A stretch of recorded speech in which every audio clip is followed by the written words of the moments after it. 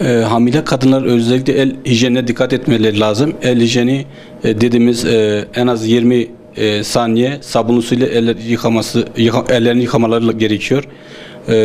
Günde en az 2 litre su içmelerini öneriyoruz. Özellikle yabancı materyalle bir temas olduktan sonra mutlaka ellerini yüzünü ellemeden, ağzını, burnunu ve gözlerini dokunmadan önce mutlaka yıkamaları gerekiyor. Bağışıklık sistemi güçlü tutmaları lazım. Bağışıklık sistemi güçlü olması için de dengeli, düzenli beslenmeleri lazım. Özellikle grip, nezle gibi ateşli hastalıklar olduğu zaman mutlaka hastaneye başvurmaları lazım. Bu tür hastalıklar da koronavirüs riskini arttırabilir veya koronavirüs de çıkabilir bu tür durumlarda. Mümkünse sarılmamak, el sıkışmamak gerekiyor bu durumlarda. Bu bulaştırmayı engellemek için buna dikkat etmek lazım.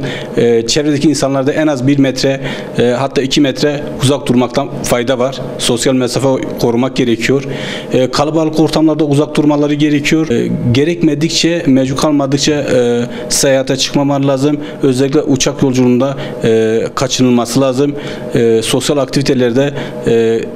aktivitelerin ertelemeleri gerekiyor. Emziren anneler mümkünse bebeği beslemeden önce ellerini yıkamaları lazım.